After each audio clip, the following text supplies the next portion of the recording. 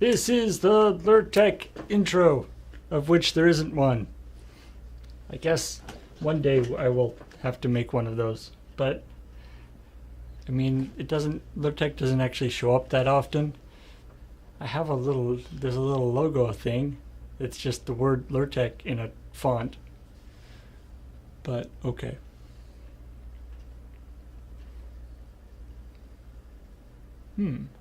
Looks like I dropped some frames. Uh-oh. Oh no. Are we into the...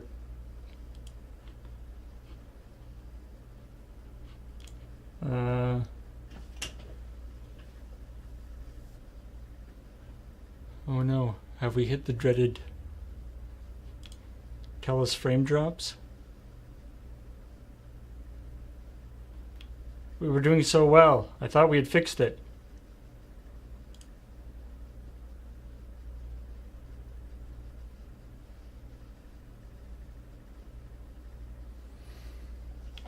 Oh no.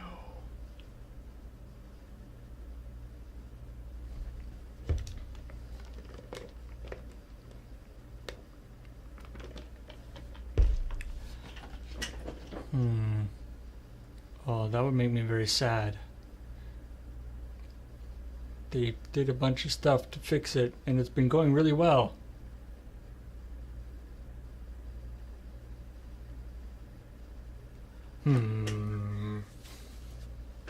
I can see it happening. Oh, damn it.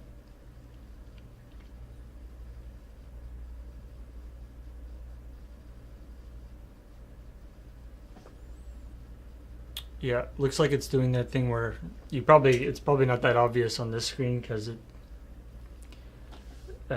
doesn't hit, I'm not moving around that much, but yeah, apparently what's happening in this LRRTech is I am testing whether the frames are dropping, and the answer is yes, they are. The blurst. Okay. I'm going to try one thing. I'm just going to try going offline and then coming back again see if it's see if I can change the ingest server. And if that makes a difference. Because it was weird, because it was fine during the checkpoint that I just did. So, alright, one sec. Hey everybody, I'm back, and this time I have all my frames. I looked around, and of course the frames are always in the last place you look. So now I am not dropping any apparently. So, yay! As you may or may not know, we've been having some issues with our internet connectivity for streaming that I thought, that appeared to be something to do with TELUS. I mean, it definitely was something to do with TELUS. In this case, just going offline and going online again seems to have helped. I don't know whether that involved changing the ingest server. Or I don't know whether changing because I also did that, but I don't know if changing the ingest server helped or just going offline and online again was the thing that fixed it. But anyway, it seems to be okay now, but it is concerning. That's the thing. For those of you who are watching during checkpoint when my phone went off a couple of times, that was actually TELUS phoning me and saying how's it going? Because I've been talking to tech support in TELUS for about 3 weeks now, with varying degrees of success. Anyway, and yet TELUS is still better than Shaw? No, I wouldn't say that. We're also using Shaw. But the whole point is that we want to have 2 internet connections with 2 different companies. So when something like this is happening with TELUS, we can use, if necessary, we can switch over and use Shaw, and if Shaw is messing up, we can switch over and use TELUS. We have a redundancy there. If TELUS, we may end up it's one thing we could do is get like 2 SHA lines, which would give us the redundancy in terms of not of having the internet on 2 different connections, so that we can like stream and upload at the same time. But obviously, if SHA goes down, then we're still screwed. So anyway,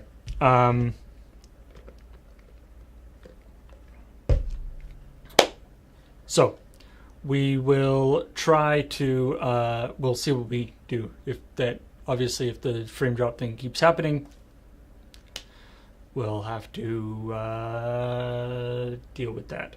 Have to bust some heads down at TELUS. Okay, so let's talk LRRTech, because that's what this stream is, right there. LRRTech.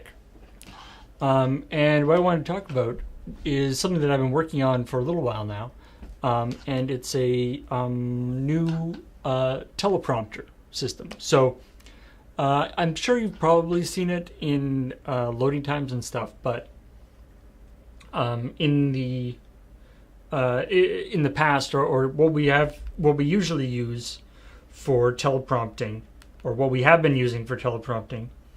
Well, there's a few programs we've used over the years, but the main program, the program we've used mostly is a program called Prompter Duo, which you can see here, Prompter Duo, and it's a quite a bare bones prompter app, which is actually part of the benefit of it, in the sense that it's quite simple.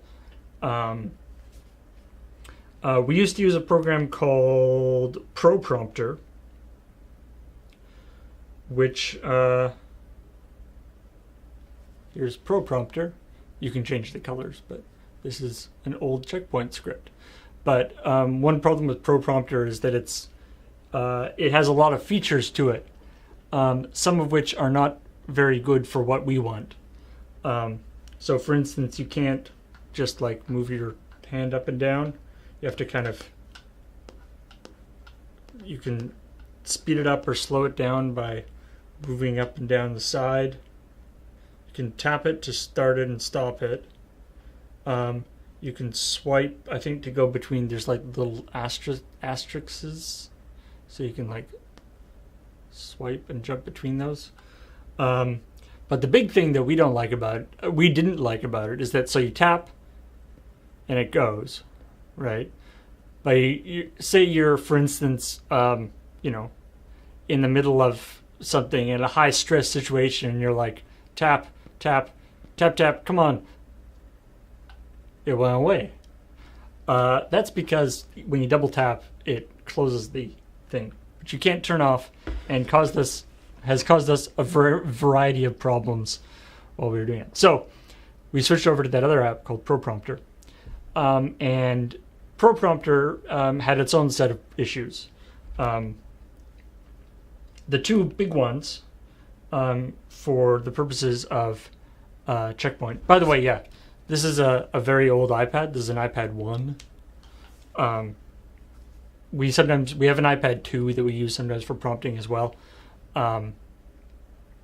because it's a relatively easy thing to do for an iPad. So we don't need our best iPad for it.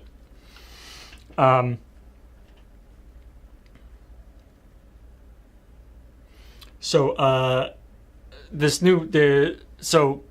Prompter, the 2 things that it has issues with is, so it's got as with the Teleprompter, it has a companion iPhone app that you can use to control it. So you can, during a normal episode of Checkpoint, you'll sometimes see Graham or Kathleen controlling, with their sort of phone out, and that's not because they're like reading the script off their phone or tweeting or something.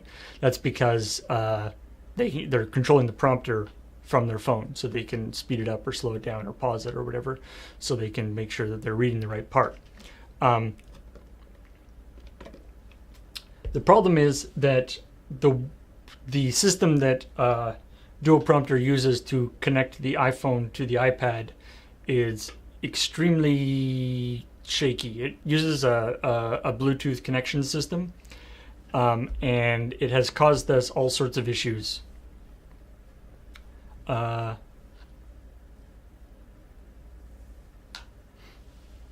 Pro solution would be a foot pedal. Yeah, there are actual apps that do that. But the connection, the Bluetooth connection between the iPad and the phone has caused us no end of issues. It often will just not connect for no reason. You'll have to like restart the app or restart the phone, or it will. There's a one of the checkpoints a few weeks ago where it was Kathleen and I think Kathleen and Beige were doing the checkpoint, and the only way Kathleen could get the prompter to pay attention to the remote control is if she sort of held it up, and so it looked kind of dumb because she had to hold it up in the screen and stuff. So it's unfortunate. It just the way that it communicates is not terribly reliable. The other problem that just recently came up with Duoprompter is that it's an older program, which isn't necessarily bad. In fact, it actually is nice because it means that it works on an iPad or an old iPad. But it is it hasn't been updated in a really long time, and it turns out that the Dropbox API, so the way that we transfer documents onto the iPad is through Dropbox, because for one thing, because this iPad can't actually read Google Docs anymore, because it's too old, and it can't even read email anymore. It can read email fine, but Gmail will not allow this iPad to connect to it anymore. It's like, no, your mail program is too old. It's insecure. If I let that email program connect to Gmail, bad stuff is going to happen. So it doesn't. So the only way we could get stuff onto this iPad was through Dropbox. Dropbox changed their API about a year ago and sunsetted their old API. And it turns out that at the beginning of October, I think the end of September, that's when they cut off their old API and Teleprompter stopped working, which was a shame. So this, there's these couple things have been really bugging me. And I sort of thought to myself, well, a prompter, the aspect of the aspects of the prompter that we are interested in are pretty simple. Like, there's all sorts of complicated, like I was saying with the Pro Prompter, there's all sorts of complicated things you could do on a teleprompter app. There's some teleprompter apps that like record video of you doing, so you can like prepare. There's prompter apps that do, that do sort of ways that you can kind of go down to like one line of text. There are prompter apps that, connect to like foot pedals and connect to other pieces of hardware so that they work in a larger ecosystem and stuff. But the aspect of it that we need for our purposes is basically just the text moving on the screen and being able to tap it and start it and stop it. And so I was like, we've had all these problems with all these, we keep trying to find the right app to do this. It doesn't seem that complicated. Maybe I could just do it myself, like make a web. And as you know, or as you probably know, I'm primarily like a web developer. So I was like, I can make this myself. And one of the things that I could do is something that I've wanted for a long time, and is to that aspect of the controlling the prompter from the phone, so that like the phone and the prompter are talking to each other. If I'm making my own app, there's no reason why I can't expand that and make it so that, say, the phone and two prompters are talking to each other, or 3 or 4 or 5. So all the signal that is being sent to the prompter to make it scroll or not scroll or pause or change it or whatever, there's no reason why that has to be a one-to-one relationship. It could be a bunch of them. And something that we wanted to do when we moved into the new office is have Checkpoint in Studio C, and have it so that the Kathleen and Graham have their own cameras, like a real news program, instead of having one camera that is kind of split half and half. But in order for that to work, because they're looking at different cameras, they need to each have their own teleprompter, and the two teleprompters have to be in sync with each other. So that we were sort of like, oh crap, we can't do that. And so that was another thing that I wanted to fix. So I made this app that I made this app that I'm working on, called it Nifty Prompt, because I call most things that I make nifty something. I don't know. It's just a habit I got into. Yeah, I can show you here. Boop. So, like I said, I'm a web developer primarily. So it's a web app, and it's JavaScript, and HTML5 and all that good stuff, and it's uses Node in the back end. And you can see here that it's like, that's how come it doesn't take up all the space? That seems like you're wasting a bunch of space here. And that's because this is this square that it fits into is I experimented with a bunch of different ways of doing this, and this seemed like the most reliable and understandable way of doing it. Is that this is 1024 by 768, which also happens to be the resolution of an iPad, because and so that means that what's visible on screen in the so no matter what device you're looking at this on, whether you're looking at it on a computer or on an iPad or on an iPhone or whatever, it's the space that the text is in is always that 1024 by 768, so that the chunk of text that you can see on the prompter is the same on all your devices. There's the problem, the more astute among you who are if you think about the problems that you might encounter with the teleprompter thing synchronized between multiple devices, is that trying to figure out, so if you've got like an iPhone, the text that's visible on the smaller screen of an iPhone will be different than the text that's visible on the iPad. So how do you keep those in sync, or what solutions do you want that? And also the interesting thing about for those of you who aren't web developers or whatever, what's interesting about an iPad is that, so this iPad, the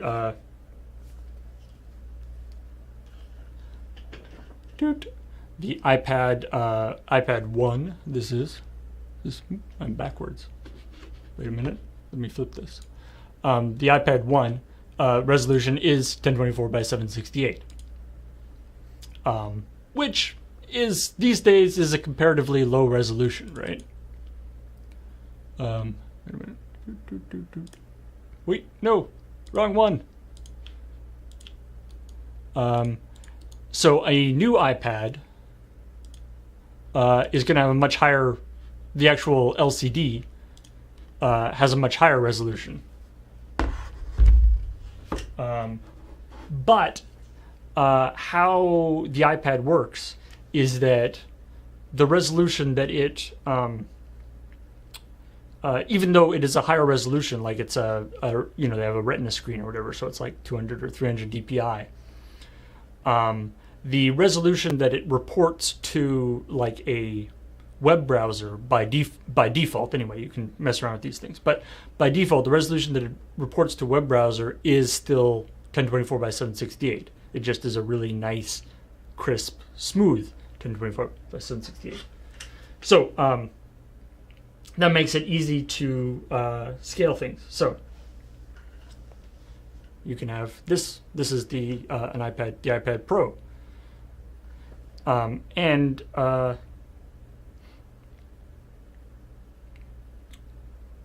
Yes.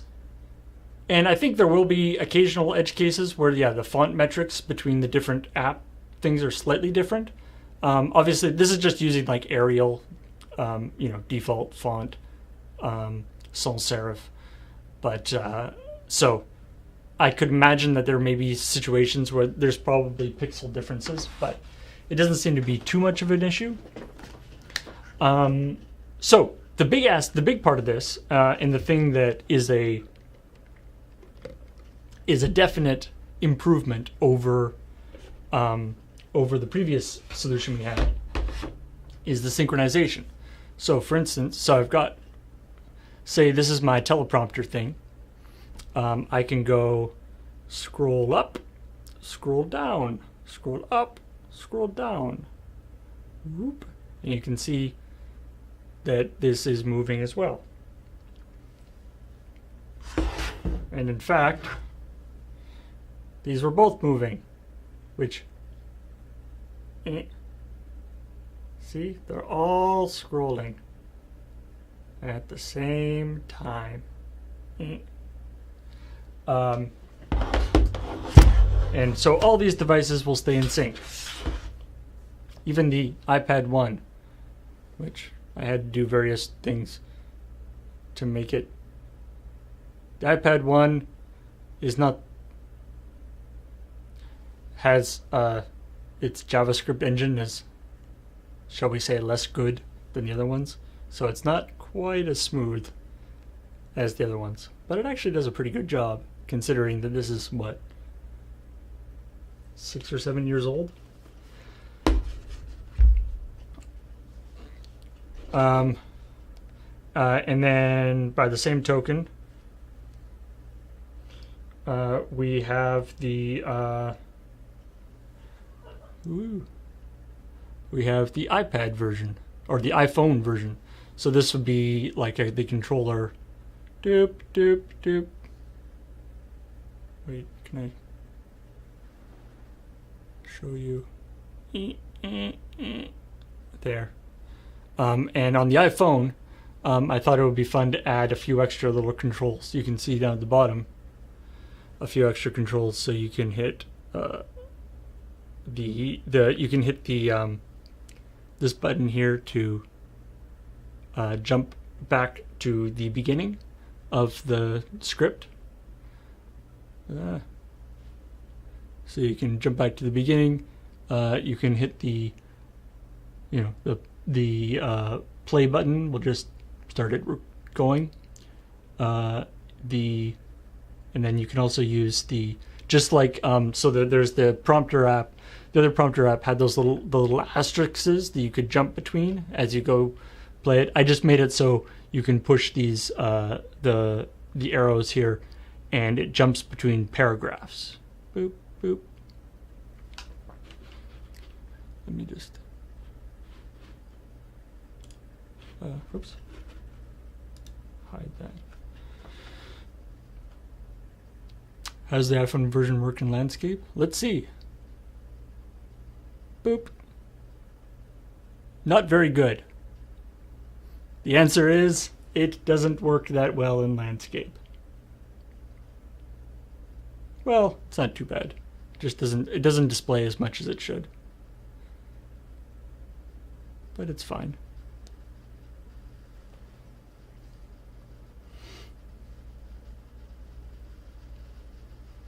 But you don't get the extra buttons.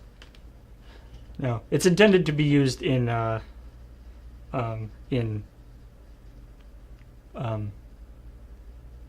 this mode, in portrait mode.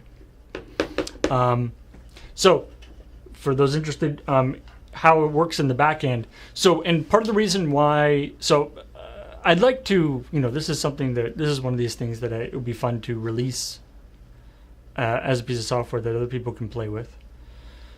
One of the things that makes it a little more difficult, or a little less, I guess, a little less useful to other people, is that, of course, how this works, how the synchronization works, is that there's a central server on one of our computers here in the office.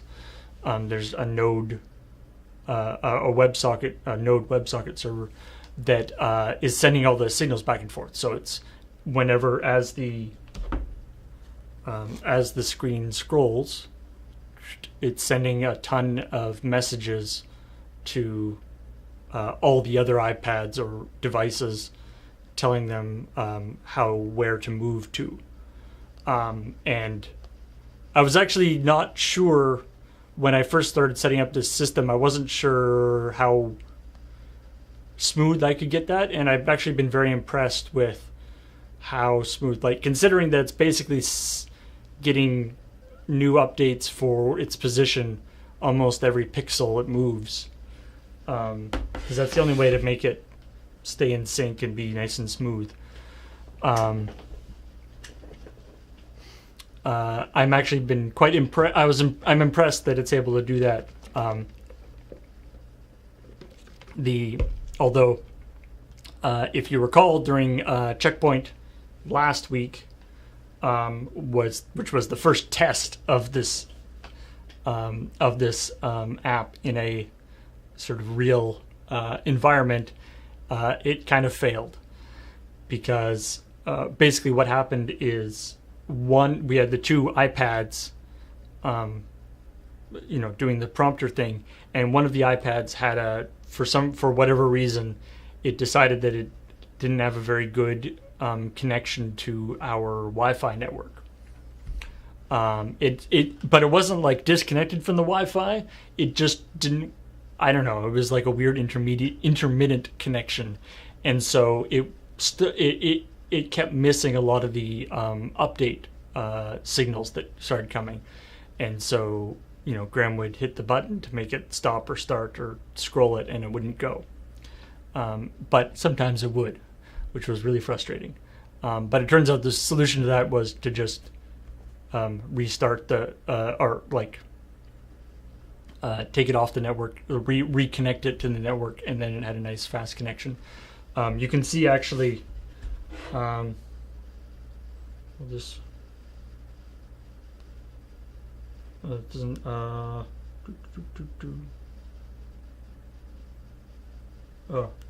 this might not show up on here, but you can see in the one feature I added. You can see down in this corner that little green light, the little green dot there. That indicates that it is connected to the server, like the socket server, so that I know that it actually is connected properly. And so if that's a red light, then it's not actually connected properly. So then I know.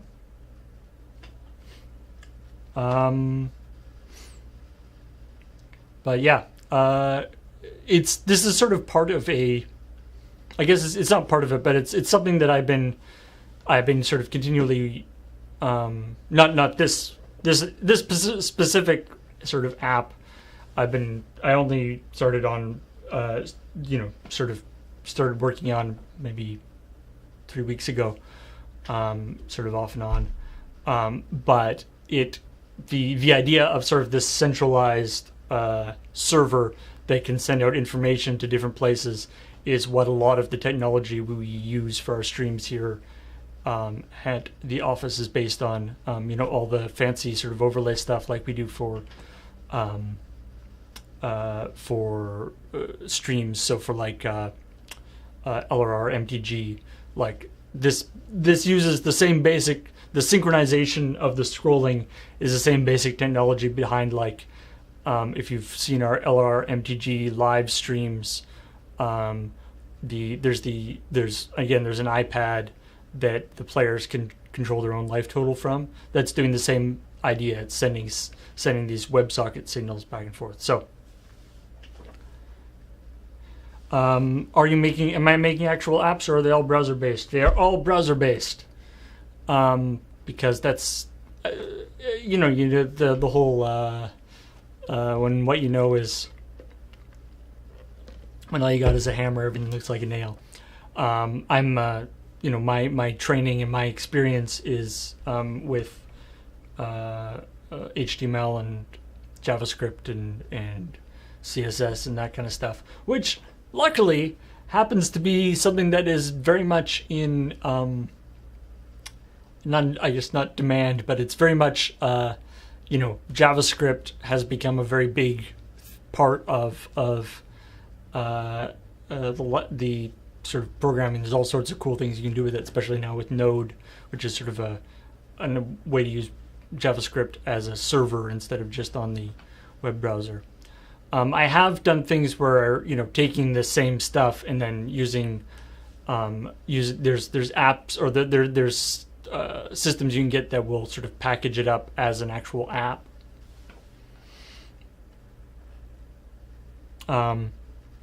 So that it's something that one thing. So with this prompter thing, obviously the fact that that it requires the central server to make it all run is it's kind of a detriment.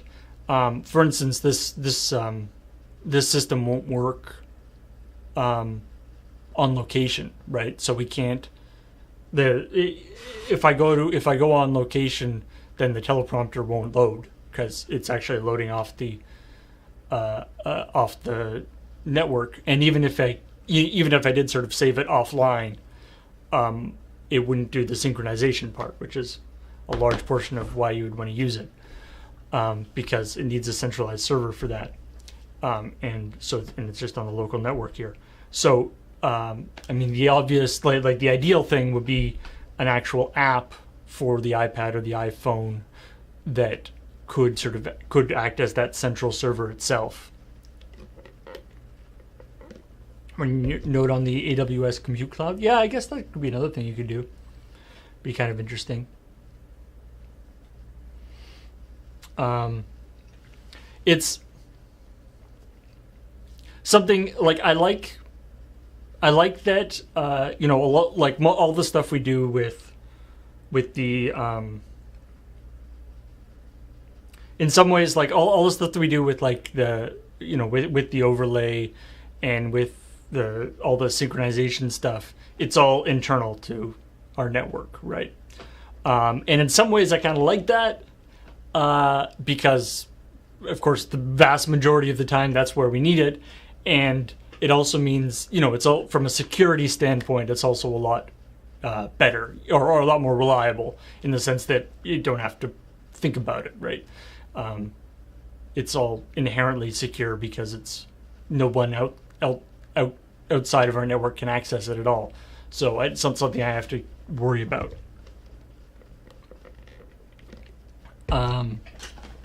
But yeah, setting it up. One part of it, like for the we do use external things for some stuff. We use PubNub, which is the same system that we use for Desert Bus, to send the cards, like for LRRTech. The card recognizer sends the cards to LRRBot over PubNub and stuff. The other aspect of doing it internally to the network is that it means that your latency is going to be as low as possible, right? Obviously, for something like this, doop, doop, doop, doop, doop, doop, if it has to round trip to the internet and back on every single action, right? So every single, like if you go this,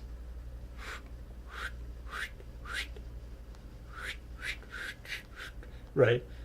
There's hundreds of messages being sent back and forth across our network right now. The message is just location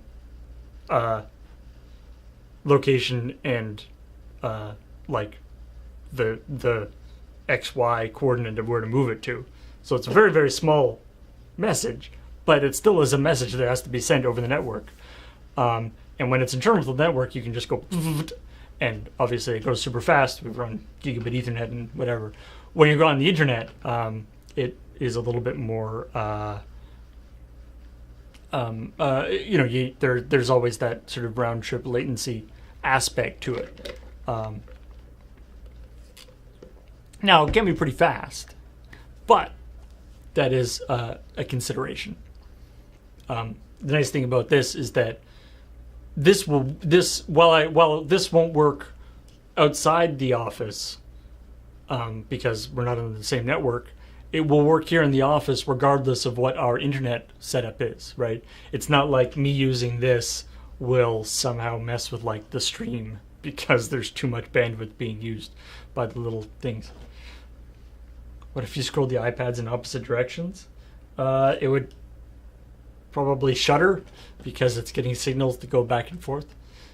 So that would be bad, is the answer to that.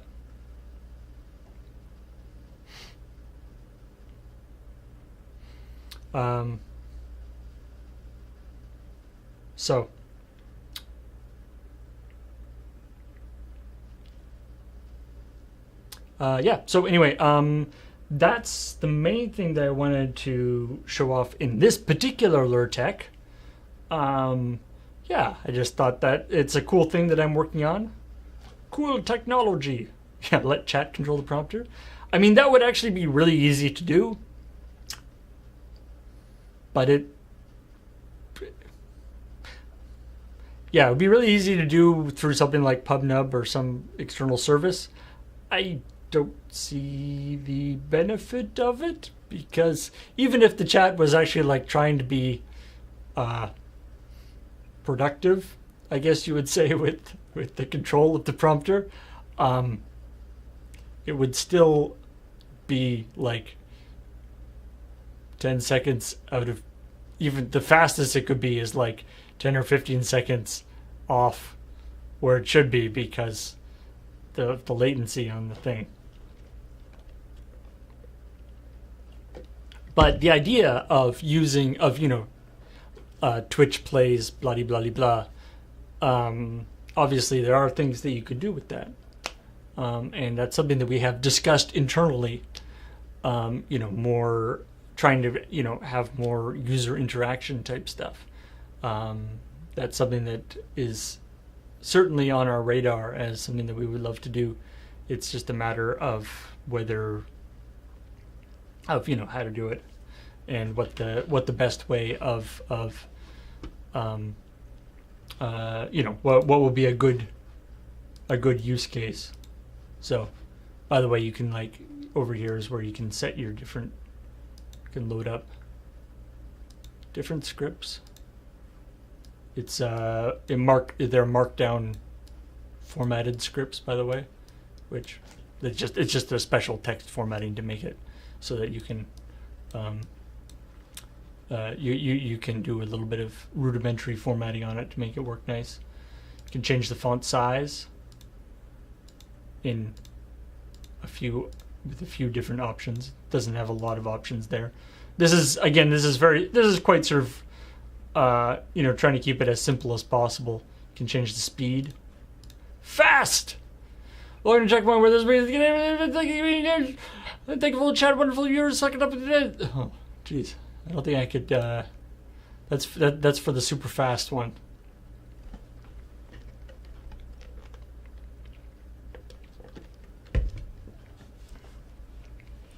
So, anyway. Is this the same tech that works for the writing of crapshoots? No, this is different tech from that. The writing for the crapshoots is a whole other, the little thing at the bottom it's just the Google Doc that we write the crapshoot in, is just embedded in the XSplit presentation with a special with a custom style sheet on it to make it kind of the black background and white text and so forth to make it show up nicely. You do allow font changes.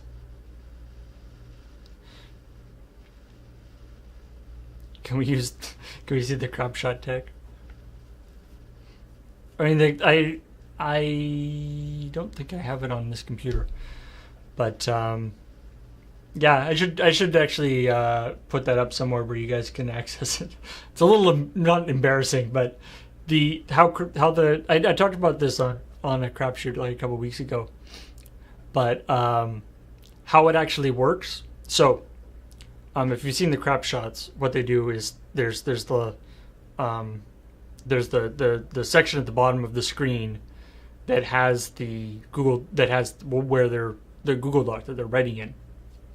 And so, what's happening there is I'm overriding the formatting of that Google Doc, of a standard Google Doc, in order to like get rid of the headers and make the background black and make the text white and bold, and large so you can see it and blah blah blah. The the part that's really tricky is that it follows so the person who's like, if it's Graham or Kathleen or whoever is actually writing the crap shot, it follows their cursor as they're writing. And I went through a couple of different ways of figuring out how to do that. Google Docs does have an API, but it isn't very good, or not. It's not very complete, I guess I should say, and it's really complicated. But one of the things that one thing that I guess noticed or realized or took advantage of is if you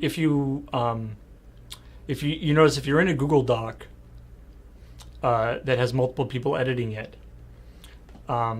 in the top right-hand corner, there's the little icons of the people who are editing it. Like, it'll either be the user icons of the people, or if they don't have user, if they're like anonymous, it'll be like anonymous goat and anonymous ibex and anonymous bear. Like, I kind of like what they do there, but it's odd. Like, they have sort of like colors and pictures. But anyway, one thing that so what I found out is that so if you are just looking at a document and there's multiple people editing it, if you click on the icon of one of the people, it will jump you down the page to where that person is writing. So you can do that. And so I spent a bunch of time trying to figure out what function, what event or what function that click is doing,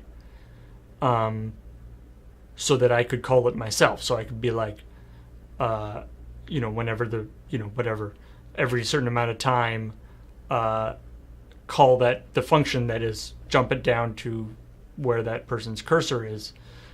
But the problem is that if you ever have looked at any of the Google apps, the code that makes them work is sort of minified and obfuscated such that it's very difficult to figure out what's going on. So I did it the hack way, which is every second, or I think it's every second. I just wrote a script that every second sends pretends to click that thing, and do whatever Google Docs does when you click one of those things. My script just clicks that little thing every second, and that's all it does, and it seems to work. Big hacks, yeah. So that's all it is. So it's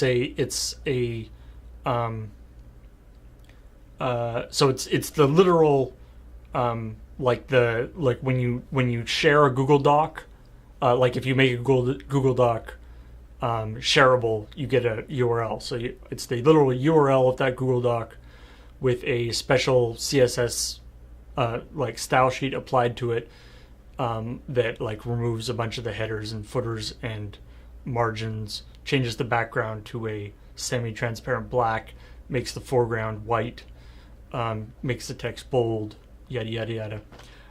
And then there's also a little auxiliary script that clicks on the button in the top right hand corner every second, and that's how it works. If there's a better way of doing that, I would be very much interested in if somebody has a better way of making a thing that tracks the cursor. I'd be very interested to learn about it, but it works.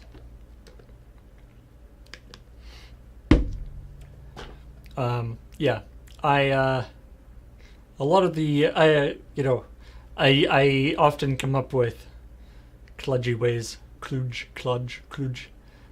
of doing things, but sometimes that's all it needs to work.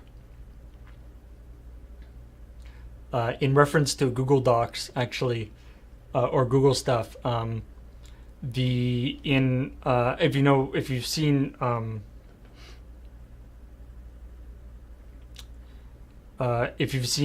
when we do Loading Ready Live, we'll often do like slideshows, like for the like Showcase Showdown, or for quiz things where we show a bunch of pictures and stuff.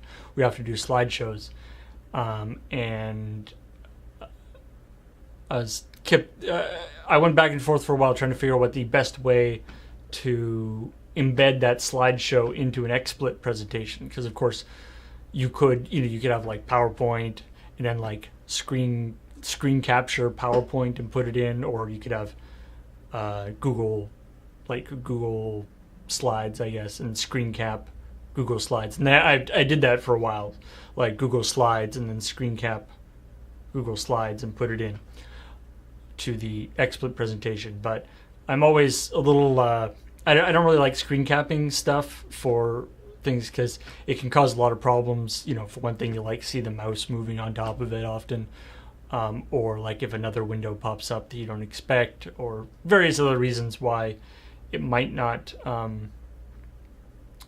work very well to screen cap things. It tends to be a little unreliable. It's sort of your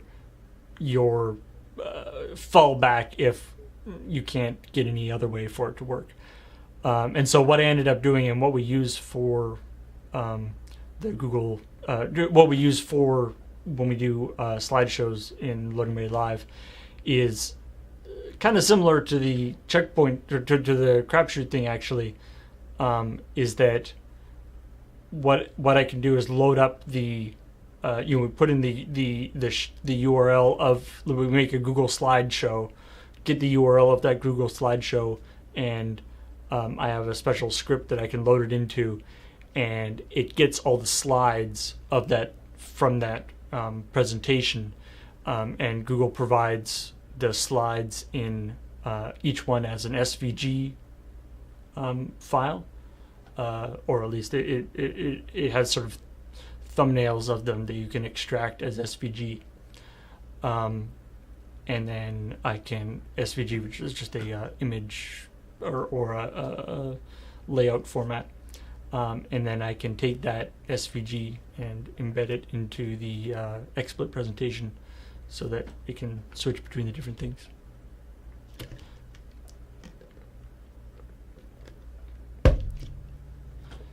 So anyway, that's some of the tech stuff we do. Yeah. For those of you who are not, don't know too much about the like web programming or HTML and JavaScript and stuff, it might be a little opaque. Sorry about that, but hopefully it's interesting for the other stuff. But yeah, I should probably put some of this stuff. It's always, I would love to, and I always intend to make more stuff available, sort of open source the stuff and make it available publicly on GitHub or whatever. But it's always it's always difficult to find time to set that up and to put it up in a format that's actually useful to other people. It's not, because like if I just put up what's like if I put up like say this the prompter thing, then I also need to put up the back end server portion of the prompter thing. Otherwise, this prompter thing doesn't work. And right now, the back end server portion of the prompter thing is just one part of the back end server that runs all of our stuff here at Loading Ready Run. So I'd have to extract the prompter aspect of it and make it its own server, and then figure out I want to do stuff, write some README and stuff, like make it so that people can actually use it. It's not just there, and so that takes time, obviously, and and I want to make it the code. Not necessarily I'm embarrassed about the code, but there's like stuff that's all commented out that I was using in a temporary fashion and stuff. So I want to clean that stuff up too and things. So. And I'm constantly tweaking and adding and changing things, and so it's difficult to kind of have a thing that I can release. So excuses.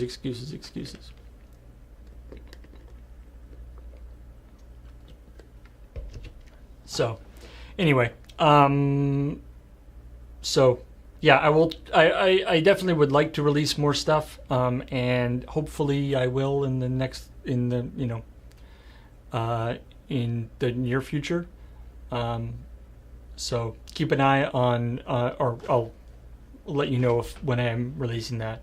At the moment, I think the only thing that's really out there is the recognizer, which, following my naming system, is called the Nifty Recognizer.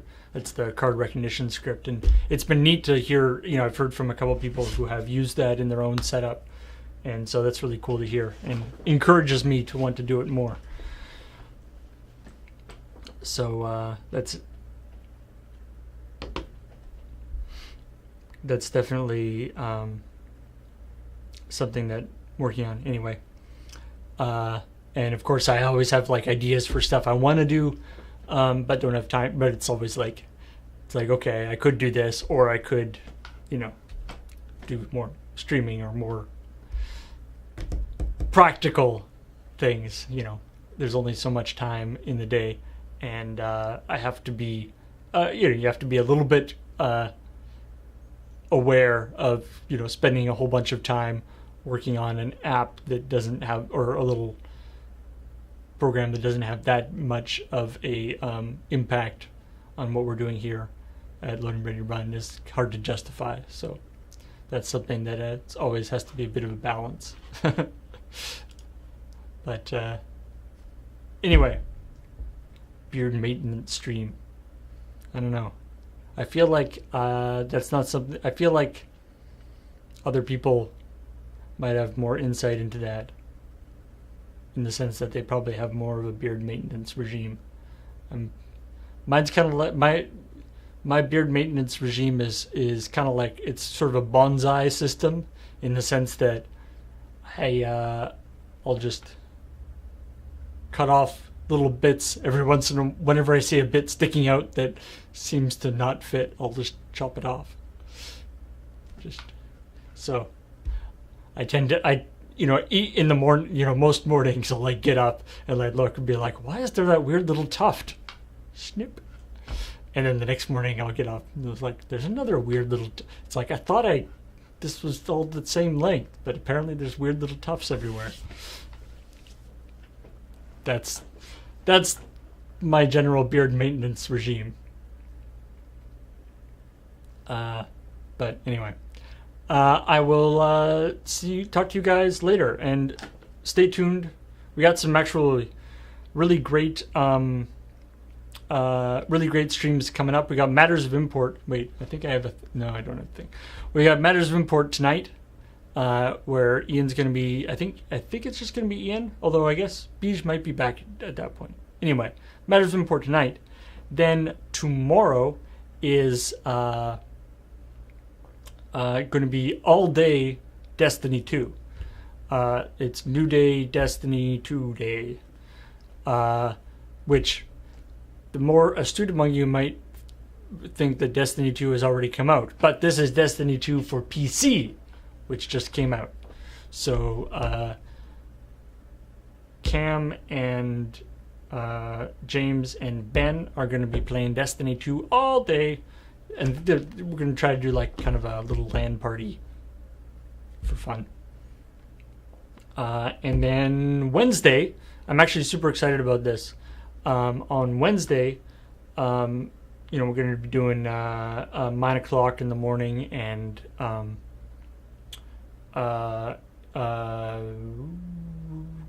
Let's Nope. 9 o'clock in the morning, Let's Nope in the afternoon. But then AFK on Wednesday, we're going to be playing a game called Time Stories, which, if you haven't heard of, it's a really neat game. Apparently, it's very big in Europe.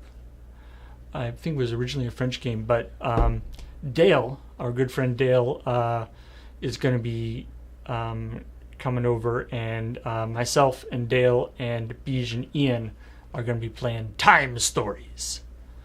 It's a really neat game. I played it a little bit before and had a lot of fun. It's kind of got it's like a Groundhog Day kind of thing. You play the game. It's it's almost a cross between a board game and like an RPG. But it doesn't have a GM or a DM. You just kind of play it with a deck of cards. Anyway, it's super neat. But you play. It's time travel. So you play, and then you might die or not, not succeed in your mission, and so you end up playing the same thing again. But now you know more about what to do. Anyway, it's a super neat game. We won't be playing the first scenario because Dale and I have already played the first scenario, and you can't really replay scenarios because your memory messes it up. So we will not be playing the first scenario for those of you who have played Time Stories before. But the great thing about Time Stories is that it's I'm hoping that it'll work really well for the stream because it's a pretty simple game. It's a neat game, and it's got a lot of nuance to it. But it is mechanically, it's actually relatively straightforward, and so it's pretty easy to pick up. So anyway,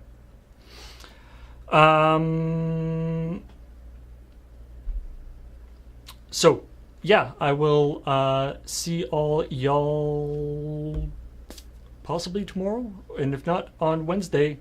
But in any case, Ian is going to be up for Matters of Import tonight, and then we got Destiny 2 coming on tomorrow. So I will see all y'all later. Bye.